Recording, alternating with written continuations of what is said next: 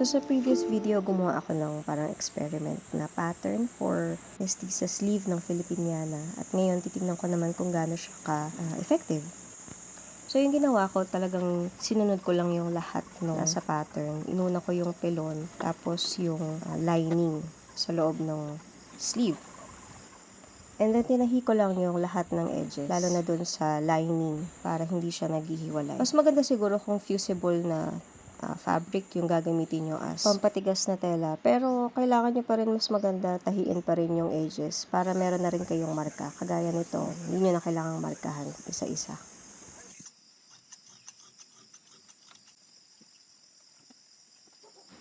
So, sa project na to, dalawang tela yung main ko na fabric. Yung isa tulle, tapos yung isa parang lining siya or pampakapal.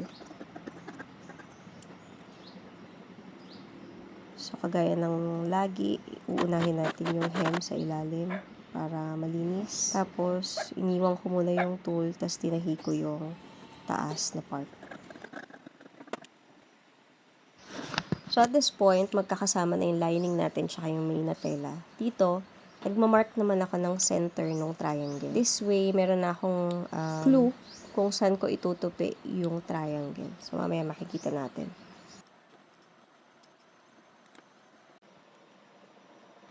Yan, so dito, tatahiin na natin lahat ng darts or yung triangles. Yung center natin yung gupit. Tapos meron na rin tayong mark kung saan tayo magtatahi. So ito na siya pagkatapos. So dito pa lang nakita ko na effective na yung ganitong pattern. So pwede ninyong gayahin.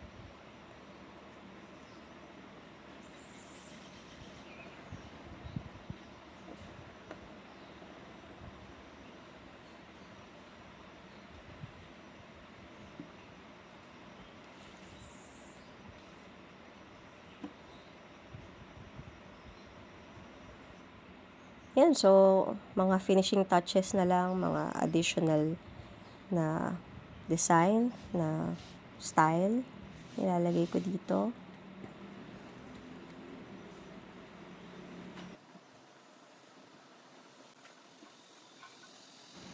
So, pwede natin itong i-close yung ating Filipiniana.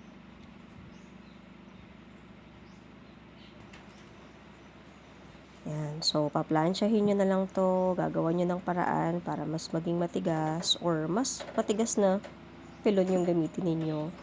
Close everything. Tapos kung gusto ninyong ikabit ito sa inyong dress o kaya gawin itong detachable na Filipiniana sleeve, then nasa sa inyo.